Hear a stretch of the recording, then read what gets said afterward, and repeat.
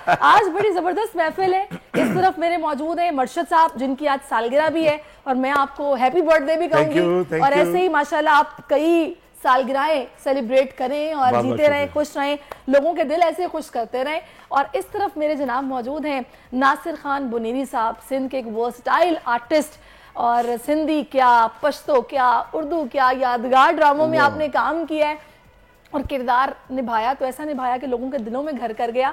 और बड़ा इस वक्त ना मुझे मज़ा इसलिए आ रहा है कि ये सिंधी भी, पश्तो भी, उर्दू भी, ना सिर्फ अदाकारी बल्कि गाते भी हैं। अभी इनसे बहुत कुछ सुनना भी है। और इस तरफ जनाब अरशद साहब हैं जिन्होंने पंजाबी में भी गाया, सिंधी में भी गाया, उर्दू में भी गाया और आज मुल्तानी चप्पल भी पहनी हुई है। सराइकी मुल्तानी चप्पल भी पहनी हुई है आज ना, पंजाबी शलवार कमीज के साथ सराइकी चप्पल भी पहनी हुई है। तो ये बड़ा प्यारा इम्तिजाज है, जिसे कहते हैं ना कि जो आर्टिस्ट होता है ना, फनकार होता है, उसके लिए कोई बाउंड्री नहीं होती, वो सब गाता है और बस उसका मकसद ये होता है कि मैं लोगों को एंटरटेन करूं। और जाहिर है वो दिल की आवाज होती है ना एक, तो बड़ा मुझे अच्छा लग रहा है कि आज ये दोनों शख्सियात मेरे साथ मौजूद हैं। तो पहले तो मैं चाहूंगी कि अरशद साहब सालगिरह कैसे सेलिब्रेट करते हैं बता दें। सालगिरह तो एक जमाने में सेलिब्रेट किया करते थे, अब तो बच्चे मेरे सेलिब्रेट करते हैं। अच्छा। इत्तेफाक की बात है कि हम तो खुश होते हैं ना कि मेरी सालगिरह है। अच्छा। लेकिन मेरी जिंदगी का एक साल कम हो रहा होता है ना। तो इत्तेफाक की बात है कि कल मेरे नवासे मुक्तदा भट्ट की सालगिरह थी। अच्छा। उन्होंने लंदन में अपने माँ बाप के साथ मनाई। अच्छा। और मेरी सालगिरह आज है, तो मेरी सालगिरह मेरी बेटी, मेरे दामाद जो हैं वो लंदन में मना रहे और मेरा बेटा और मेरी बहू जो है वो मियामी में मनाएंगे आज। तो आप अकेले यहाँ मना रहे हैं? नहीं, मैं और मेरी मिसेज, हम दोनों। अच्छा। अच्छा, वैसे मैं बताऊं, आपने बिल्कुल ठीक कहा कि एक साल जिंदगी का कम हो रहा था, हम सालगिरह मनाते हैं, लेकिन मैं इसको इस तरह लेती हूँ कि हमने इस पूरे साल में जो अपनी बेहतरी के लिए किया या जितना हम जिंदगी में कामयाब हुए, थोड़ा और आगे बढ़े, ये हम उसकी खुशी सेलिब्रेट करते हैं कि पूरा साल मुकम्मल हो गया है। मेरी एज का एक साल तो कम हुआ है, लेकिन अल्हम्दुलिल्लाह मैंने बड़ा खुशी से गुजारा और मैं इतना कामयाब। और मैंने इस साल में, जो मेरा साल गुजर गया, मैंने उस साल में बड़े अच्छे अच्छे काम किए हैं। कोशिश क्या करें कि जो आपके गुजर गया साल, उसमें इतने अच्छे काम होने चाहिए कि लोग आपको अच्छे अच्छे कामों की वजह से आपको याद रखें। बिल्कुल, बड़ी प्यारी आपने बात की है। अच्छा बुनेरी साहब, मुझे बताएगा, लुक आपकी बिल्कुल पश्तून है कि आप अगर बात नहीं भी करेंगे तो पता चलेगा जी ये पठान आदमी है। अब उसमें आपने सिंधी ड्रामों में काम किया, इतना ज़बरदस्त काम किया कि मिजाहिया किरदार आपने बड़े अच्छे निभाए, फिर उर्दू भी, तो ये मतलब शौक किस तरह आपको पैदा हुआ? देखें शहरिश, ये जो फन है ना, ये गॉड गिफ्टेड है। मतलब ये सीखने से नहीं आप सीख सकते, भले आप पीएचडी कर लें, लेकिन आपको ये जो फन है ना, ये इसका तालीम से कोई ताल्लुक भी नहीं है। ये गॉड गिफ्टेड चीज़ है, अल्लाह ताला ने आपको दी है। तो बस ये यहाँ मैं थोड़ा सा आपको ठोकना चाहूँगा, आप मुझसे बड़े हैं लेकिन माइंड ना कीजिएगा। नहीं, देखिए, कोई भी जैसे पत्थर में से कोई डायमंड निकलता है ना, तो उसको तराशना पड़ता है, कीमत फिर बनती है उसकी। तो अल्लाह ताला ने आपको अच्छी आवाज़ तो दी है, लेकिन आपको सीखना ज़रूर है। जब तक आप सुनिए, जब तक आप सीखेंगे नहीं, जब तक आपको पता नहीं चलेगा आपके गले का स्केल क्या है, आपको पता ही नहीं है कि मतलब पूरिया क्या है, पूरिया धनासरी क्या है, मारवा क्या है, जब तक आपको किसी रागदारी का इल्म नहीं होगा तो आप गा नहीं सकते। स्कूल में भी जब आप जाते हैं तो आपको इल्म तो आपकी माँ सिखा देती है, लेकिन वो इल्म जो दुनियावी इल्म है वो आपको किताबें सिखाएंगी। किताब पढ़ने से नहीं आएगा, किताब आपको सिखाने वाला, कहते हैं ना, गुरु बिन कैसे गुनावे, गुनियन में बेगुनी कहलावे। तो तालीम बहुत ज़रूरी है खान साहब। नहीं, मैं तालीम की मैं मुखालफत नहीं कर रहा अरशद भाई, मैं ये कह रहा हूँ कि आपने पीएचडी किया हुआ है, आपने ग्रेजुएशन किया हुआ है, लेकिन फ़नी सलाहियत आप में नहीं है, तो आप तालीम से तो आप दुनिया की हर चीज़, लेकिन फ़न जो है ना वो मोहताज नहीं है। मैं ये कहना चाह रहा हूँ। नहीं, आप सही कह रहे हैं। हाँ, मैं ये कहना चाह रहा हूँ, मैं खुदा ना खास्ता तालीम की मुखालफत नहीं कर रहा। देखिए, आपका जो काम है ना सर, आपका काम जो म्यूज़िक का है, उसमें 7 राग है, आपको सा रे गा मा पा दा ये सीखना है। लेकिन एक्टिंग ऐसी चीज़ है कि ये अल्लाह ताला ने आपको गॉड गिफ्ट, हाँ आपकी पॉलिश तो हो रही है आपको, लेकिन फन जो है ना वो आप, मैं ये समझता हूँ, मैं अपने हर किसी के अपनी जाती राय कह रहे हैं, लेकिन एक्टिंग को भी सीखा जाता है। नहीं, देखिए इसमें कोई हमारा खुदा ना खास्ता कोई डिबेट नहीं हो रही, हम तो वैसे बात कर रहे वो आपकी बात बिल्कुल सही है। जाहिर है गायकी तो सीखना पड़ती है, एक्टिंग समटाइम कुछ लोग गॉड गिफ्टेड या बाय बॉर्न एक्टर होते हैं कि उन्होंने कुछ सीखा भी नहीं होता, लेकिन ऐसी अदाकारी करते हैं कि आप दंग रह जाते हैं। अब हमारे टिकटॉकर्स को देखें आप, इन्होंने कुछ नहीं सीखा लेकिन कुछ ऐसे हैं कि जनाब लाजवाब है।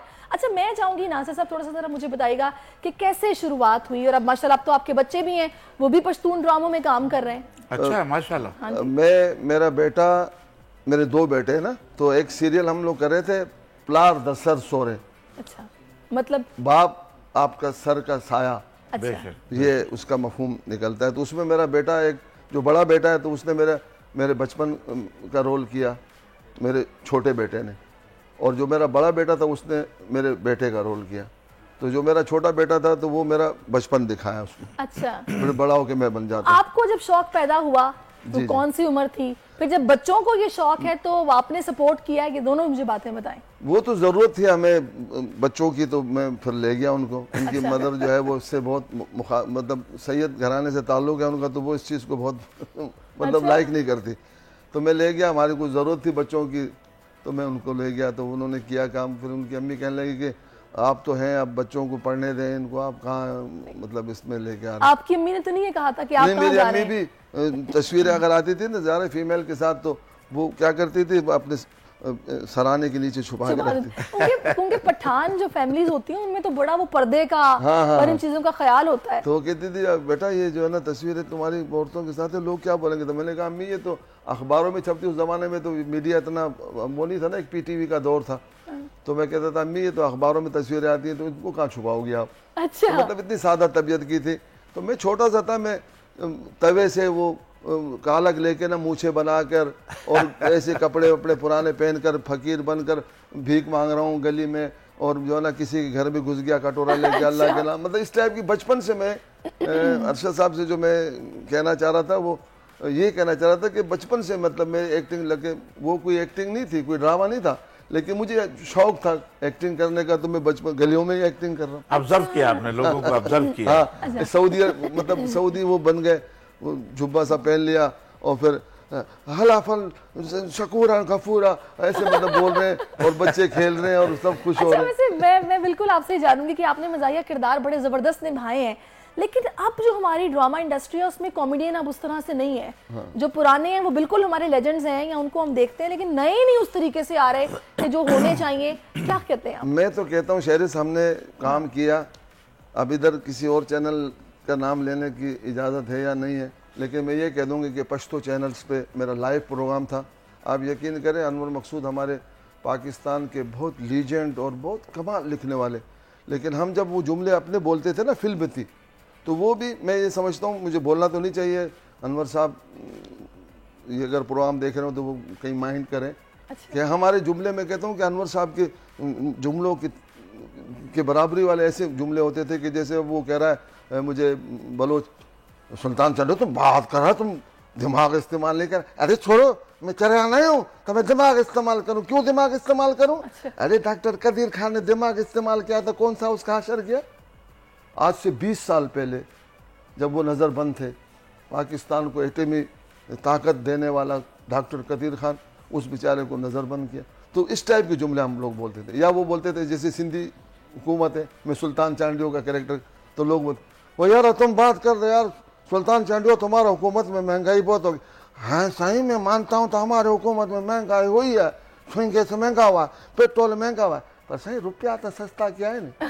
तो वो बड़ी मासूमियत से वो ऐसी बात बोल जाता था, तो जिसको कहते हैं ना तंज और मिज़ा में ऐसी छोटी सी बात, अब रुपये की हमने क्या हालत कर दी। सही बात है, सही बात है, बिल्कुल आप सही कह रहे हैं, आपने सही निशानदेही की है।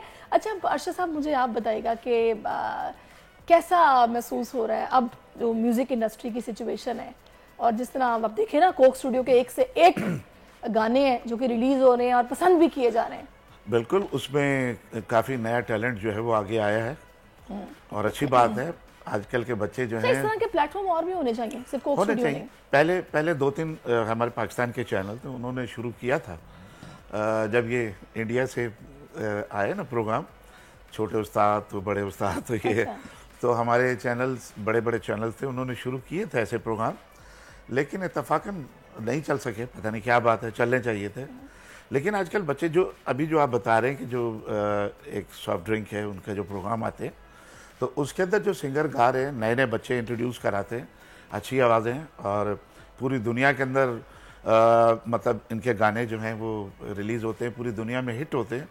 और लेकिन अब चीज़ें कितनी आसान हो गई। आप लोगों के दौर में तो ज़ाहिर आपको इवेंट्स करने पड़ते थे, फिर ज़ाहिर है वो एल्बम्स बनती थी, फिर जनाब आपको पता होता था कि यार अब ये चल जाए। अब तो रातों रात सोशल मीडिया पे स्टार बन जाते हैं, गाना आता है वो हिट होता है और जनाब सबको पता चल जाता है। वो गाना 24 आवर्स किसी ना किसी चैनल पे चल रहा होता है। तो जब इतना चलेगा, इतना वायरल होगा, तो अगर मैंने इस चैनल पे नहीं देखा तो यहाँ देख लूंगा, अगर यहाँ नहीं देखा तो यहाँ देख लूंगा। वो दिन रात गाना चलता है। कंपटीशन बढ़ गया, लेकिन चीजें जो है वो इतनी आसान नहीं है, मुश्किल ही। आजकल जो है ना, जैसे कॉन्सर्ट्स हो रही हैं उसमें भी वही आर्टिस्ट ज्यादातर बुक हो रहे हैं जिनकी रेटिंग देखते हैं। अब रेटिंग व्यूअरशिप जिसकी ज्यादा है सोशल मीडिया पे कुछ ऐसे भी है कि जो बेला वजह के उस्ताद बने हुए, नाम लगा दिया कि फलाना उस्ताद चाहत फतेह अली खान फलाना। तो अभी बेचारे मजाक में जो है ना, ये इनकी रेटिंग बढ़ गई। अब रेटिंग दूसरे वे में बढ़ी है, इनकी गाने में नहीं बढ़ी, मजाक में इनको फेमस हो गए। वो इतने फेमस हो गए कि आपके बड़े बड़े चैनल जो उनको बुलाते हैं, उनको पे करते हैं, उनको अवार्ड्स देते हैं। वैसे ठीक भी है या नहीं? गलत है ये गलत है। देखें, इसमें जो डिजर्व करते हैं ना आर्टिस्ट, उनका हक मारा जाता है। जो एक अच्छा गाने वाला है आप उसको बुलाइए। सही। अब जरूरी नहीं है कि उसकी रेटिंग वो आजकल के हिसाब से नहीं। आप भी जानते हैं कि रेटिंग किस तरह से बढ़ाई जाती है, ये भी जानते हैं, मैं भी जानता हूँ।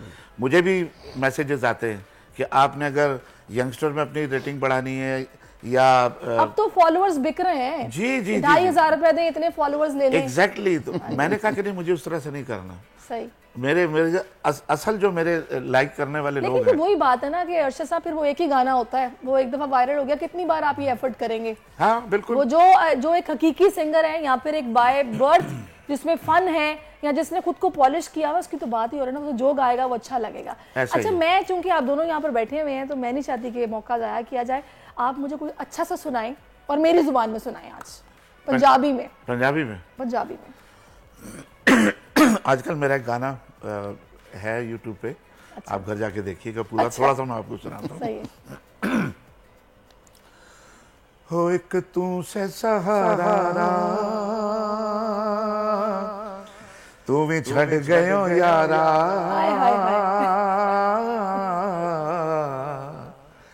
हो केड़ी गलती सी मेरी, दस जांदो दिल दा, हो असी है ना किता प्यार तैथों भुलाया नहीं जाना,